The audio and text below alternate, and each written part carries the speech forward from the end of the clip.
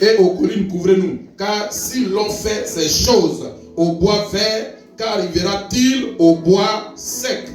Gloire à Dieu.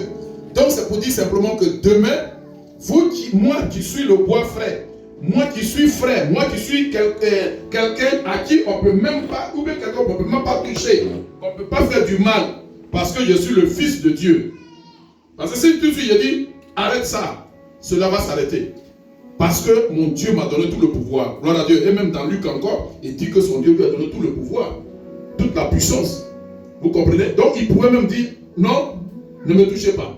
Et les gens ne pouvaient pas le toucher. Mais il s'est laissé aller. Pourquoi?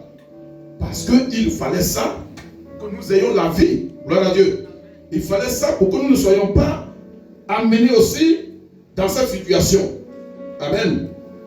Donc voilà pourquoi il s'est adressé à ces femmes qui avaient des douleurs. On va maintenant continuer. On va continuer rapidement. On va voir.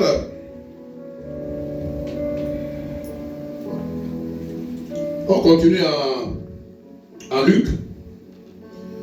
Il dit, on disait en même temps deux malfaiteurs qui devaient être mis à mort avec Jésus. Lorsqu'il fut arrivé au lieu appelé Crâne, ils le crucifièrent là, ainsi que les deux malfaiteurs, l'un à droite, l'autre à gauche. Jésus dit, Père, pardonne-leur, car ils ne savent pas ce qu'ils font. Ils se partageaient ses vêtements en tirant au sort. Le peuple se tenait là et regardait. Les magistrats se moquaient de Jésus, disant, il a sauvé les autres, qui se sauve lui-même. S'il est le Christ, l'élu de Dieu. Les soldats aussi se moquaient de lui, s'approchant et lui présentant du vinaigre. Ils disaient, si tu es le roi des Juifs, sauve-toi toi-même. Il y avait au-dessus de lui cette inscription. Celui-ci est le roi des Juifs. Voyez ce qui a amené les brebis parmi les Juifs en renonçant à Jésus. Parce que les Juifs n'avaient pas accepté qu'on écrive qu'il était le roi des Juifs. Par contre, il était venu pour les Juifs, le peuple juif. Gloire à Dieu. Donc pour ceux qui pouvaient l'accepter et les Juifs, c'est pourquoi aujourd'hui il y a des divisions entre les Juifs. Il y a d'autres qui adorent, qui reconnaissent Jésus, et il y a beaucoup qui ne reconnaissent pas Jésus, mais par contre, ils sont des chrétiens. Amen. Par contre, ils sont des chrétiens, ils étudient la Bible, mais pour eux, ils s'arrêtent à l'Ancien Testament. Parce que l'arrivée de Jésus, pour eux, ça ne compte pas. Gloire à Dieu. Alors que c'est à Jésus, à partir de Jésus, que les gens ont compté l'an, les années. Quand on comptait les années, c'était moins. Moins 500 ans, moins 600 ans, moins 1000 ans. Mais quand Jésus est arrivé, c'est arrêté à 0.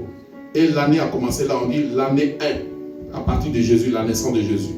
Pourquoi les hommes, regardez bien, frère, quand aujourd'hui tu réfléchis et que tu es un homme, tu es né et que tu te dis que tu dois te tracer une voie.